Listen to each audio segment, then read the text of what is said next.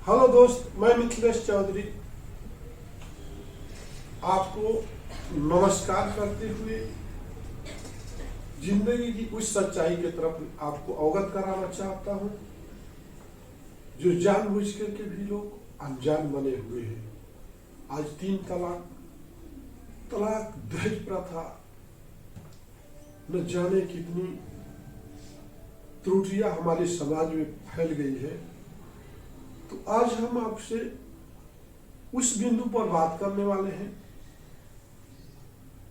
कि एक पति के जीवन में एक पत्नी की क्या दर्जा होती है और एक पति के जीवन में एक पत्नी का कितना महत्व होता है। मेरे दोस्त,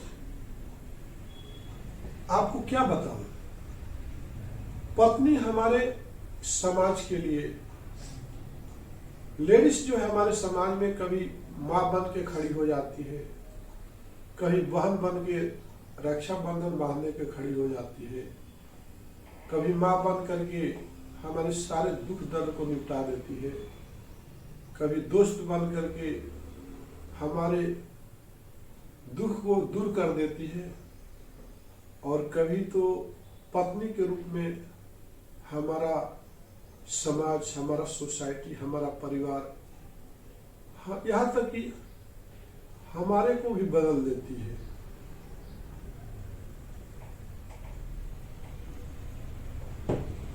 आइए हम बात करते हैं उस धर्मपत्नी की जो सीता जी थी। अगर पत्नी रियली में अच्छी पत्नी हो, कुलक्षणा ना हो, तो समाज में आपको रुतबा दिलाती है, आपको जीने का तरीका सिखाती है।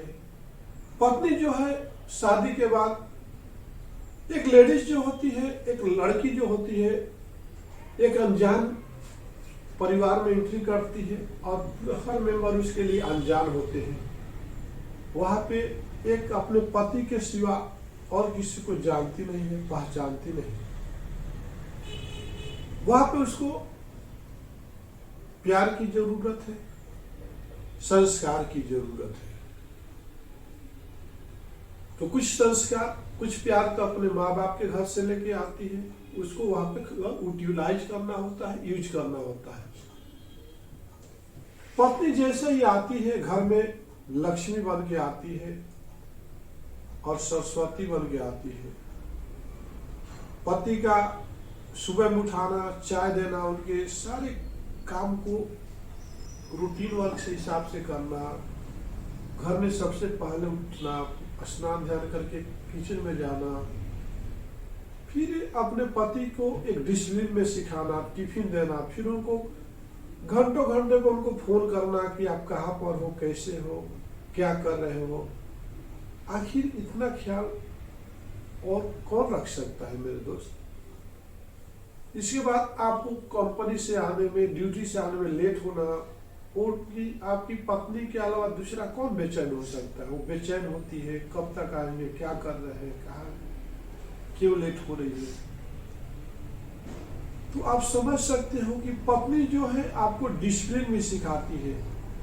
और पत्नी जो धर्म पत्नी होती है, वैसा होना चाहिए कि अपने पति के अलावा और मर्द के बारे में और पुरुष के बारे में सोच भी न सके।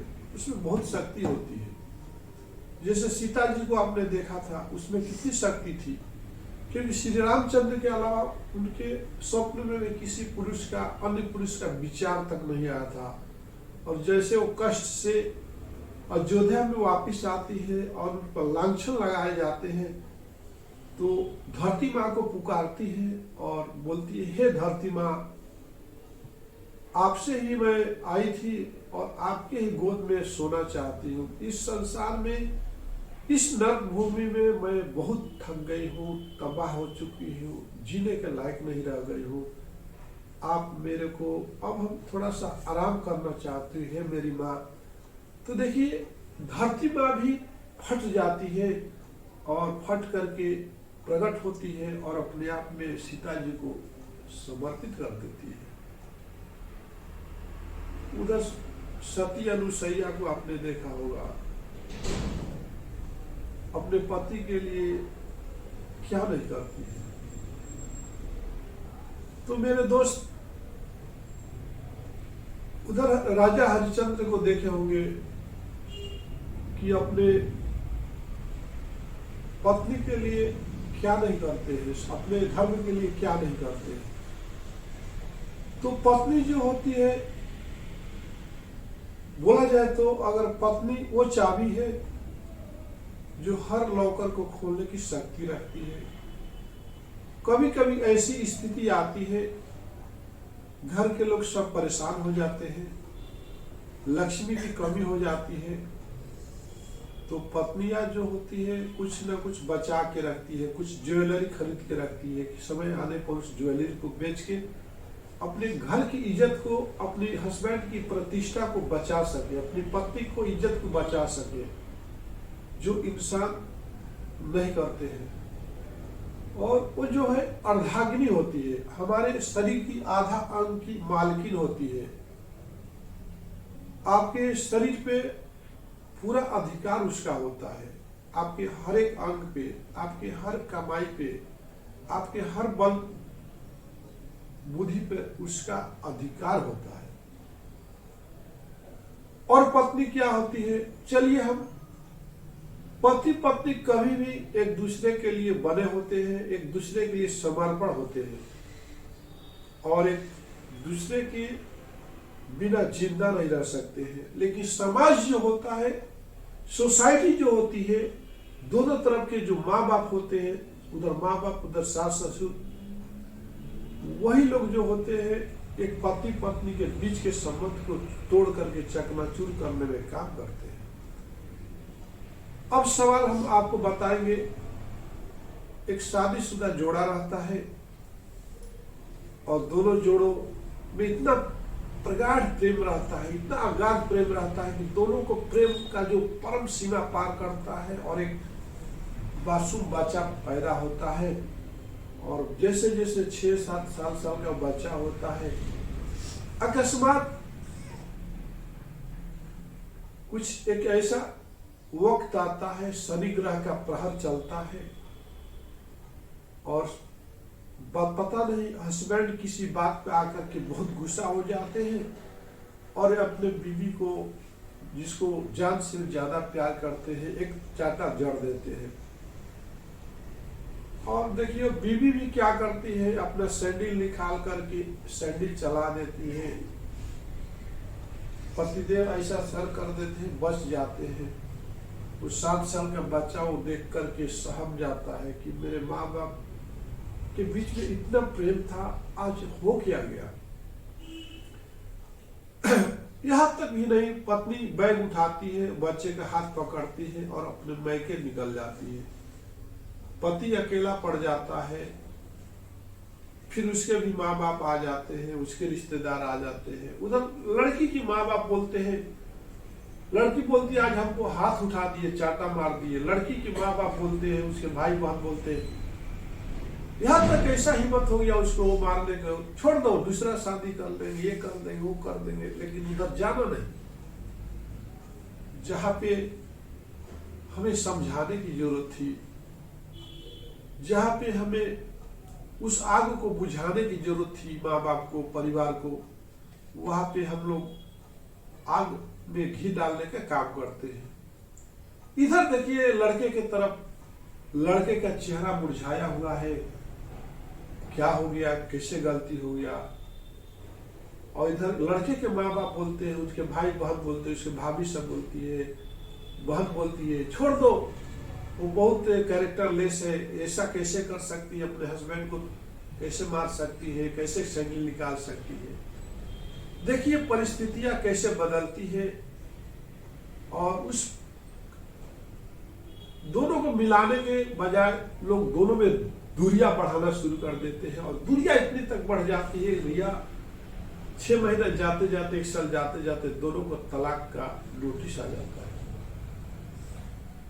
कोर्ट में जाते हैं मजिस्ट्रेट के सामने जाते हैं, जज के सामने जाते हैं, पेपर बनता है, मजिस्ट्रेट जज दोनों पूछता है कि आप लोग क्यों तलाक लेना चाहते हो, 7 साल में कोई दिक्कत नहीं हुआ, एकाएक कैसे कैसे दिक्कत हुआ। लड़का बोलता है कि ये कैरेक्टर लेस है, इसका अफेयर दूसरे लोगों से है संबंध, और लड़की बोलती है ये हमको मारता है और ये हमसे दहेज प्रथा, दहेज का डिमांड करता है। दोनों का जो है ब्लेमिंग बहुत ही बनावटी था, गलत था। मजिस्ट्रेट जो है दोनों को तलाकनामा को अप्रूवल देता है, तलाक हो जाती है मेरे दोस्त। अब देखिए समय कैसे मोड़ लेता है। जैसे बाहर निकलते हैं, वहां पे जैसे कोर्ट के बाहर निकलते हैं तो एक महंत उधर से गुजरता है, दोनों को चेहरे को पढ़ता है, बोलता कि आप लोगों से 2 मिनट बात करना चाहूंगा। दोनों खुश नहीं थे। जो गुलाब की तरफ फूल जो खिलता था वो मुरझा हो चुका था। लड़कियां भी शादी के बाद डे बाय डे ऐसे खुलती है जैसे गुलाब का फूल खिलता है, और पति भी ऐसा खिलता है शादी के बाद जैसे कि कोई देवता इस धरती पर पधार दिया है। देवी और देवता का रूप बन जाते हैं, क्या निखार आने लगता है। डे बाय डे इतनी निखारें आती है कि दोनों जो है कली से फूल बन जाते हैं। और जैसे ही तलाक हुआ, दोनों जो मुरझा करके रोड पर गिरने के लिए तड़प रहे थे। महात्मा बोलता है दोनों परिवारों से, बोलता है आप लोग जरा ये दोनों को एक जगह पर छोड़ सकते हो। दोनों परिवार बोलते हैं क्यों नहीं, अगर आप बोलते हैं तो छोड़ देंगे। बोलते हैं वहीं पर एक होटल था, और दोनों मियाँ बीवी को महंत बोलते हैं कि एक काम करिए, ऑलरेडी ये लोग का तो संबंध 7 साल तक था, लेकिन 7 साल के बीच में जो 1 साल जो गैप मिला, उसमें जगह जगह पे परिवार ने ही दीवार खड़ा करते गया। मैं ये नहीं मानता हूं कि ये दोनों आज भी मिलने के लिए बेताब नहीं है। ये किसी के बहकावे में आकर के यहाँ तक पहुंचे हैं, क्योंकि इनकी आंखें, इनकी चेहरा जो है बता रही है कि जो फूल खिले थे वो मुरझाया हुआ है। अगर तलाक के बाद भी उतना ही खिलते थे तो हम मान लेते थे कि ये दोनों जो है एक दूसरे को पसंद नहीं करते हैं। ये चेहरा मुरझाने का मतलब ये जाहिर है कि आज भी दोनों के दिल में एक दूसरे के लिए अटूट प्रेम है। महंत की बात सुन करके, उस महात्मा, उस फकीर की बात सुन करके दोनों फैमिली एग्री हो जाते हैं और एक रूम में भेज देते हैं होटल में। होटल में दोनों एक सामने एक दूसरे के बैठते हैं, और भैया चाय लेकर के आता है। पता नहीं चाय कब ठंडी हो जाती है, पानी बन जाती है, और दोनों की आंखों से जो आंसू निकलते हैं चाय के कप में गिर करके चाय टेबल पर गिरने लगता है। वो आंसू देखने लायक थी, वो दर्द देखने लायक थी। पत्नी ने पूछी, आप हमको आने को 7 साल से जानते हो, आपके सिवा हमने तो किसी गैर मर्द को कभी देखा तक नहीं। फिर भी भरे समाज में, भरी सोसाइटी में आपने हमको कुलच्छा कह दिया, बोल दिया कि इस गैर मर्द से इसका गैर संबंध है। आपके मुंह से ऐसा सुन करके हमको बहुत तकलीफ हुआ, और दिल जो है टुकड़ा टुकड़ा हो गया, और हमको अब इस धरती पर जीने का कोई अधिकार नहीं बनता है। पत्नी बहुत रोती है, प्यार उमड़ने लगता है। पति भी बोलता है, हो मेरे धर्म पत्नी, मेरे जान, मेरी जहान, आपसे ही शुरू हुआ था मेरी जिंदगी, और आज से ही हमारा जिंदगी तो खत्म हो गया। अब निरंजन बन गया, राजस्थान बन गया, पतझड़ बन गया। आप आई थी तो बाहर लेकर के आई थी और जा रही हो तो पतझड़ लेके जा रही हो।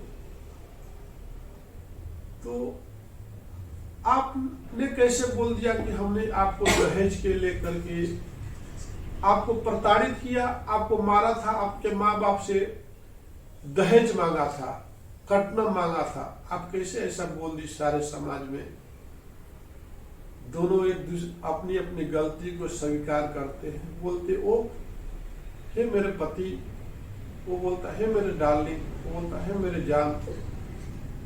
हम नहीं बोले थे, मेरे परिवार ने बुलवाया था, मेरे माँ बाप ने बुलवाया था। वो भी बोला, मैं नहीं बोला, मेरा जुबान नहीं बोला था, वो लोगों ने ऐसा बुलवाने के लिए मजबूर किया था। और दोनों भैया उस कमरा में और कोई था ही नहीं। दोनों फुट फुट के रोने लगते हैं और गले में मिल जाते हैं। बोलते हैं कि मैं आपके बिना जी नहीं सकती हूँ। वो बोलता है मैं भी आपके बिना जी नहीं सकता हूँ। तो क्या करे, तलाक तो हो गया, पेपर पे साइन हो गया। बोलता है आप अपना पेपर मेरे को दे दीजिए, मैं अपना पेपर आपको देता हूँ। और यहीं पर हम लोग दोनों को फाड़ते हैं और चाय के कप में डाल देते हैं। और उसी दिन से फिर मियाँ बीवी उससे भी ज्यादा प्रेम करने लगते हैं।